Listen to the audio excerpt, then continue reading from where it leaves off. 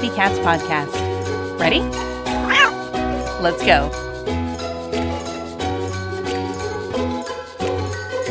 Welcome to the Community Cats podcast. I am your host, Stacy LeBaron. I've been involved helping homeless cats for over 20 years with the Merrimack River Feline Rescue Society. The goal of this podcast is to expose you to amazing people who are improving the lives of cats. I hope these interviews will help you learn how you can turn your passion for cats into action. Today, we're speaking with Sally Williams. Sally is a cat behaviorist and founder-director of the Brodie Fund. She's excited to share her new mission called the Feline Fine Project. Over the past few years as a cat behaviorist and the founding director of the Brodie Fund, Sally became more and more aware of the number of cats that were not getting annual wellness checks. She started wondering why, out of all of the grants now given by the Brodie Fund, so few were to cats. And then as a behaviorist, she wondered why, when asked, so many people couldn't remember their cat's last vet visit. Her research started and the statistics were alarming. Of 83% of cats taken to a veterinarian in the first year of ownership, less than half returned. About 82% of dog owners take their dogs to the vet annually, and only 55% of cat owners do the same. As a cat guardian, advocate, and behaviorist, Sally understands the many reasons why cats don't see a vet and what the obstacles are. Carrier, car ride, etc. But she also knows that most of these can be easily addressed. That's where the Feline Fine Project steps in. Sally's goal is to educate and offer solutions so that we can move the needle on these percentages. All cats not only deserve, but need annual wellness exams. Sally knows we can do better, and it will be her mission to help make that happen. Sally, welcome to the show. Hi, thank you for having me. So Hooch and I are both here, and we are welcoming you to the show. So folks, you'll hear Hooch a little bit in the background. He can sometimes be chatty, but hopefully he won't be today. But cats are welcome at the Community Cats podcast. So for folks that don't remember, Sally's been a previous guest on the Community Cats podcast. If you want to find out more about her background, feel free to check out communitycatspodcast.com, go into the search bar and just put Sally or Williams in the search bar, and her past show will come right on up. It's been about, a year and a half or so since we've last touched base. Before we jump into the Feline Fine Project, Sally, let's have a quick update about the Brodie Fund and some of the stories about your own cats. Well, and you may hear Marlin in the background speaking of. He was just passing through and meowing and saying hello. So the Brodie Fund celebrated our third anniversary. And at this point, 37 grants and $82,000 given to families in need that have pets diagnosed with cancer. So we're really proud of our accomplishments. And we also expanded to another state. So we were helping with veterinarians in New York, New Jersey, and Connecticut. And we have participating veterinarians on our website that you can see who we actually work with, but expanded to a hospital called VRCC Specialty Hospital in Englewood, Colorado. And the unique thing about this one was we partnered with another organization who shared the same vision and mission that we do, and they're called Karma Sue. So that was a unique way for us to expand, and we're really excited about that and excited to be out in Colorado. And I think our first 4 or 5 grants in 2019 were actually to that hospital. So the need was great. That's excellent. I mean, $82,000, that's quite a lot of money. But then again, it's also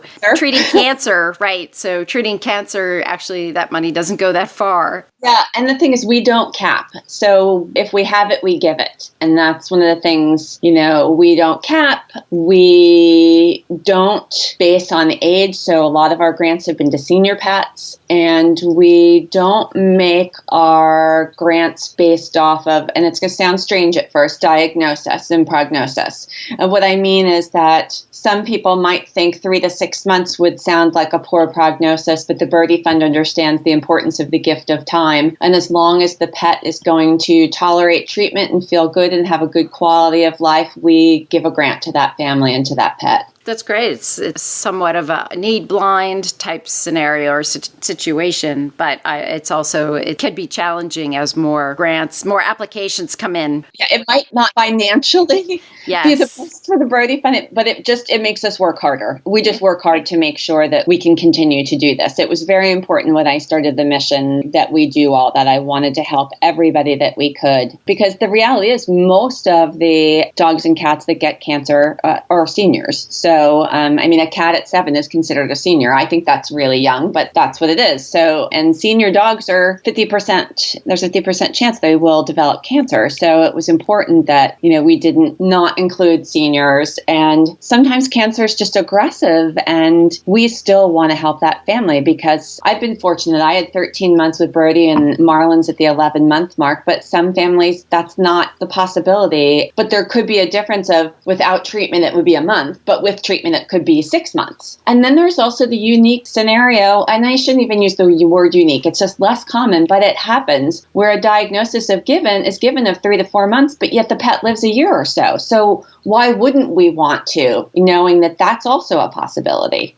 Do you have specific requirements on the veterinarians that are used? Before we hit the record button, we were talking about some sort of alternative treatments using things like CBD and that kind of thing. Do you have specifics around the veterinarians, or do you work with the specific veterinarian that maybe already has a relationship with that cat? We initially started working with Red Bank Veterinary Hospital because that's where my relationship was. And then one of their vets started her own practice, and she is a conventional oncologist, but also a holistic veterinarian. So she has all the tools in her toolbox. So we like that. Her name is Dr. Kendra Pope. She's in Red Bank, New Jersey. And then we expanded to Animal Medical Center in Manhattan, Veterinary Cancer Center in Connecticut. And it was more that these were veterinarians I was familiar with, oncologists that we know are amazing doctors. And Colorado is a hub for oncology. So we really knew that was a place we wanted to expand to. So I go to all these hospitals, take a tour, meet with the staff, meet with the doctors, meet with the hospital director to make sure that we're the right fit in both sides for them and for us. So that's kind of how we choose. I would love to say we could just open up to every single state, but we would exhaust all our funding. So there is a process for how we choose and how we expand. So you had Brodie's story in the last episode. Now tell us Marlin's story.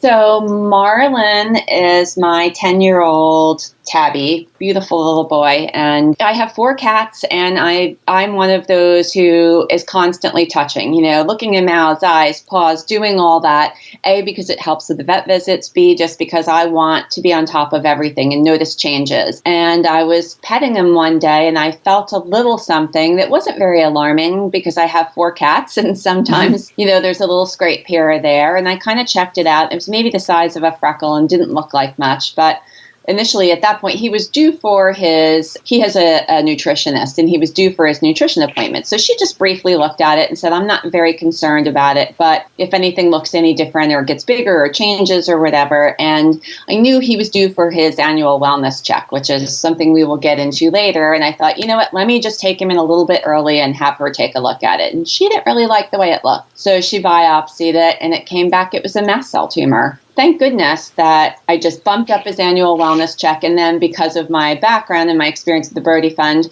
I immediately took him to the oncologist because I thought, I'm not going to even wait on anything, because mast cell tumors in cats typically are not something that you worry about. That surgery removes the mast cell tumor, and that's usually all you need. But when I took Marlin to the vet, it had already metastasized to a lymph node. I couldn't even feel it. And Dr. Pope was showing me, feel this right here. I could not feel his lymph node enlarged. And so that just shows you, your gut's telling you something, go with it. And that saved his life. So him having an annual wellness check and then me being proactive and going to the oncologist saved his life. He had surgery successfully to remove that mast cell tumor and the lymph node. But it's strange that his mast cell disease is acting as if more like he was a dog. Dogs have mast cell tumors, and once they start coming, they just keep popping up. So that's kind of what happened in Marlin's case. So he's had, at this point, he's had 2 removed. He has 7 on his body right now. We're not going to remove them all because we don't want to keep having surgery. So he's on a chemo regimen, and we measure them. And so he's been getting chemo for 11 months now. And his last ultrasound was perfect, blood work perfect. So he's doing great. He will be on chemo for the rest of his life, and we give it at home so he doesn't have to go to the vet and get it. We do it in a way where it's not a chemo pill, it's his magic pill, because it gives him the gift of life. So we've made it kind of this fun ceremony, and it's not like I sit down and it's a pill and he actually comes in and he gets treats and then he gets, his magic pill. And 11 months where I hope we have 11 more and 11 more and 11 more. But right now, every day is a gift and we're so thrilled. And he's really happy. And that's the most important thing. Marlon does not know he has cancer. Quality of life is so very important, and having that connection with your cat and understanding what they're feeling, or trying your best efforts to understand what they're feeling and, if they're comfortable versus uncomfortable. And there's definitely an incredible amount of communication that happens, especially when our cats have some sort of a sickness or cancer or some sort of disease going on, and also potentially approaching their end of life. In 11 months, he's had 2 visits outside of his regular visits. So I think that's remarkable. That could have happened if he didn't have cancer. So it's not like he's at the vet all the time outside of his regular appointments. And he has an Instagram page called Marlon the Buddha Cat. And he shares his story so that people can see and be inspired that a pet, in his case a cat, can have a good quality of life. He goes out on the porch. They have called themselves Marlon Nation now. He has his own T-shirt. He's so inspiring. We get mail all the time. I get private messages from people saying, I have a cat with cancer. Thank you so much for sharing your story. And he's really such an inspiration. And he's my teacher. I learned from him to live in the moment and enjoy every day. It's wonderful. Obviously, I wish he didn't have cancer, but he does. We make the best. Like I said, he doesn't know, and we just love every day together. He's an amazing cat. That's quite impressive. Hey everyone, Hooch and I are here today to talk about Dr. Elsie's cat litter. Dr. Elsie's cat litter is known to be the best litter on the market, and Hooch agrees. Many of you know that Hooch was a foster cat of mine that I adopted while at the Merrimack River Feline Rescue Society. We did use the Touch of Outdoors litter as we transitioned him from being an indoor-outdoor kitty to an indoor-only kitty. I'm thrilled that Hooch found his home with me, but there were many times when folks would call me saying their kitty didn't use the litter box. I was also thrilled that Dr. Elsie's Cat Attract litter came out, as it gave me a resource to share with others that was affordable and in most cases successful in keeping this kitty in their home. As a special benefit to Community Cats podcast listeners, Dr. Elsie's is offering a rebate up to $20 off your first bag of any Dr. Elsie's litter. Just visit drelsies.com/Community Cats podcast to print your rebate or fill out the online form. Try Dr. Elsie's today and you won't regret it. Let's chat about Feline Fine Project. So after you were working with the Brodie Fund and putting that all together, and you had these discoveries that I mentioned earlier in the show, tell me specifically, what does the program do, and why is it that you just feel that folks with their cats, do you think they just don't have an interest or they can't afford? A lot of people may think they just can't afford to bring their cats to the vets on a regular basis. So the whole point of the Feline Fine Project was to advocate and to educate about the importance of annual wellness exams. And obviously, I just gave you one story of Marlon, and I get messages all the time about how an annual wellness exam saved a life. So one of the things that really jumped out at me when I started looking, we talked a little bit about this, that the Brodie Fund has given 37 grants, but only 10 to cats. So why is that? Why am I not getting applications? We're not turning them away. We're just not getting them. And then I started thinking about, as a behaviorist, when the first questions I ask on a phone call before I go out to the home is, when was the last time you've been to the vet? And often cat owners can't answer that, or in some cases, they don't even have a vet. So when I started doing some digging, I found that one of the statistics said 9.6% of cats owned in the U.S. will never see a vet. And I thought 9.6, well, that's, that doesn't sound so bad. But when you do the math, it's 9.4 million cats will not see a vet. And so that really got me thinking, well, why is that? And sure, some of it is financial. Some of it is that 81% of cat owners believe their cats are self-sufficient and in excellent health. And we do know that cats don't go outside like dogs do, so people think like they're not going to pick up the diseases. They are not exposed to ticks and pesticides and all these things. But cats notoriously suffer in silence. And if you've had cats throughout your life, you know this. Cats often don't show when they're not feeling good. So it's really important important that we're getting them to the vet because sometimes we miss things. It's also important to have a marker. So from year to year to year, because if you don't go for 4 or 5 years and something is wrong, they don't know what your cat was looking like last year. How was the blood work last year? How was his weight last year? There's so many different things. So if we don't really have that history, we can't see if this was just really sudden or if this was a slow progression. So it's really important that we're getting them there annually because oftentimes we can catch diseases early on and reverse them and or just have our cats feeling a lot better because we're treating things like hyperthyroidism or diabetes and things like that. So, we're talking about 9% of people with cats will never see a veterinarian. And obviously, over the last 10 to 15 years, there's been an incredible trend towards the development of high-volume spay-neuter clinics. And they've really helped with reducing the overpopulation situation for cats all around the country because they have broken down some barriers to accessibility and affordability for folks that need a discounted price to get their cat spayed and neutered, and especially also the shelter protocols now with adoption, spay neuter before adoption. So that's also a really great thing that's happened to help reduce cat overpopulation. But with that said, then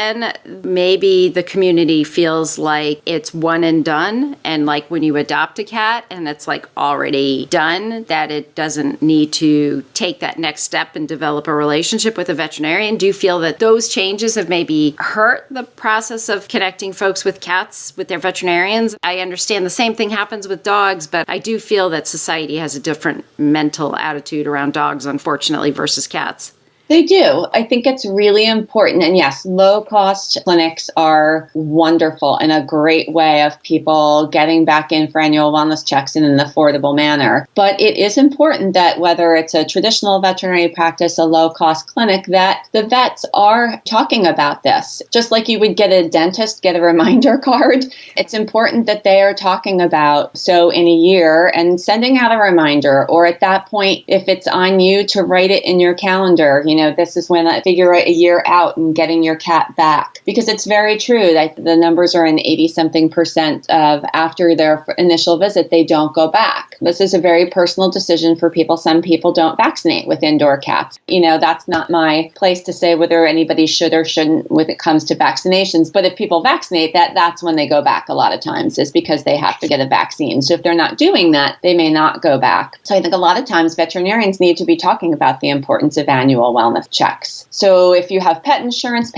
covers it. If you can't afford pet insurance, I say to people, put away what you can. I mean, if it's $1 a day, you have a vet visit covered in 200 days, basically, and that would include tip-to-tail check with blood work. I just believe there's always a way, and if you find yourself on hard times, you're on disability, you've lost your job, there are organizations out there that are like the Brodie Fund, but not for cancer, that can help pay for cost of these things. There's always a way for somebody to get their cat in. And then there's obviously the other things where people say they're too hard to transport, they don't know how to get them in the carrier, things like that. And those are things that if people are having problems with them, they can come find me at the Feline Fine Project and say, I'm having challenges with getting my cat into the carrier. What are some recommendations that you can make? So I'm there as a service too, to talk to people as a behaviorist, and I'm happy to give those kinds of pieces of advice. People can send me a private message or email me and we can talk about those kind of tips. That's easy. Yeah, and you were just talking about vaccines. So a lot of cats now are getting the 3-year rabies vaccine. Mm-hmm. Sometimes they're getting them actually at community vaccination clinics in their community. So that's not even involving a visit to a veterinarian. But even if you're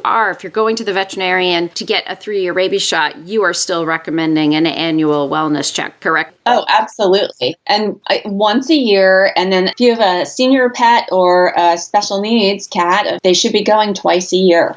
So seniors should be seen more often because things can change quickly. So we want to be going twice a year as a senior. Or if you have some sort of, whether you're a cat, maybe it's hypothyroidism or diabetes or any kind of thing where you're giving medication on a regular basis, you should be and likely are going more often. Would you recommend folks, even if they have like a really hard to handle cat or a high strung cat or anxious cat? My daughter has a kitty named Maggie who hates the veterinarian and hates being in a carrier and does all the foaming at the mouth and the panting and all that stuff. So even in a situation like that, in an area, I mean, my first recommendation would say get a home visiting veterinarian for that kind of situation. Home visits are wonderful. But if that is not possible, or the home visiting veterinarians can be more expensive, and they certainly don't have access to as many of the diagnostic tools that you might need with an older kitty, would you recommend that? Or are there some tips or tools that might be helpful to help a kitty calm down before making the trip to the vet? Yeah. One of the things I say is if the carrier, because often what happens is that we take our cat to the vet, we come home, we put the carrier away, and the cat never sees it again for a year. And so in my house, the carriers are out all the time, and they become a safe space for my cats. So they have a nice blanket in them, they go in and they sleep in them. And so if your cat's not initially doing that, bring your carrier out. You can put something that smells like you in the carrier, something that's comforting. There are products like Feel Away spray. You can spray the inside of the carrier. You can start by offering treats right in front of the carrier and then slowly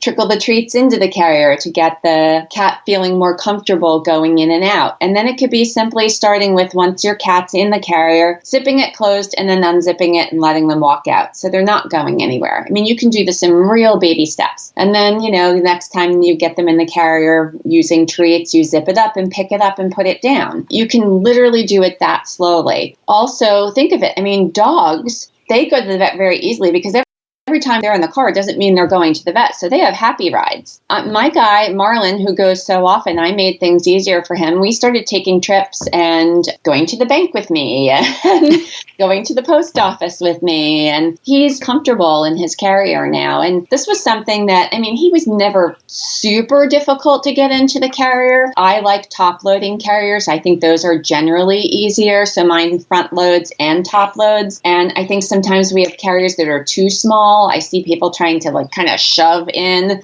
make sure the carrier is the right size for your cat. Some cats do better in soft-sided carriers. I would say the ones that are maybe a little bit more challenging to get into the carrier, it should be a hard side because that door closes faster. And then sometimes it's just easier for a cat to have something covering the carrier. They don't want to see that car ride. They don't want to see the inside of the vet. Then when you get that, you can make a choice ahead of time. Look around and see if you have a feline-friendly practice or a fear-free practice. They are trained in how to work with fearful animals, so the experience is very different. There are sites you can go on the Fear-Free website and try to find a practice near you, or the AAFE, and find a cat-friendly practice. And if you don't have that option and your cat is fearful at the vet, call ahead. Make sure your appointment is running on time. If not, when you go in, you can be asked to just be put right in a room so that your cat isn't exposed to the dogs and the barking and the loud noise. There are a lot of different things that we can be doing.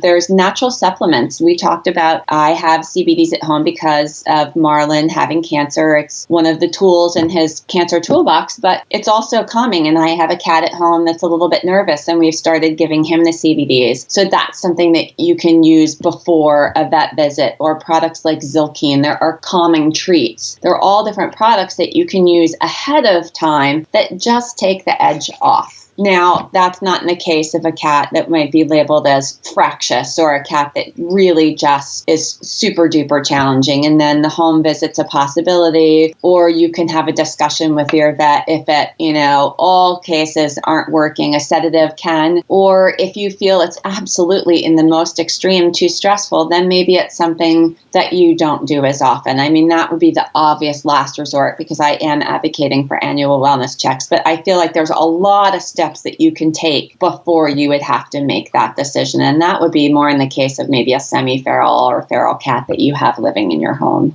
So it's November, and I believe you mentioned it's Cancer Awareness Month.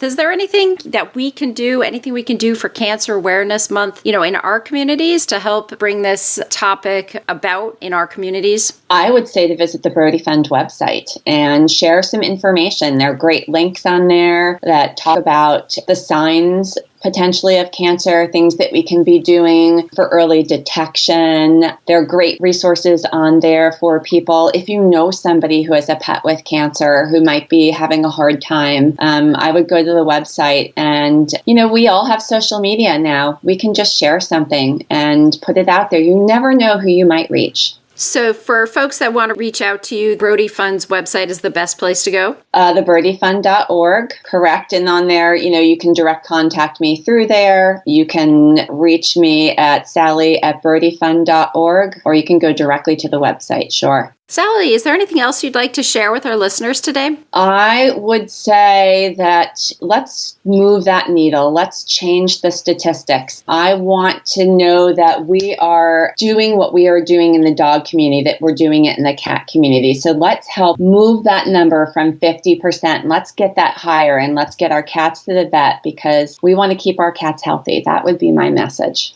Sally, thank you so much for joining me today and agreeing to be a guest on my show, and I hope we'll have you on again in the future. Thank you so much for having me. It's always a pleasure to be here. Thank you for listening to the Community Cats podcast. I would really appreciate it if you would go to iTunes, leave a review of the show. It will help spread the word to help more community cats.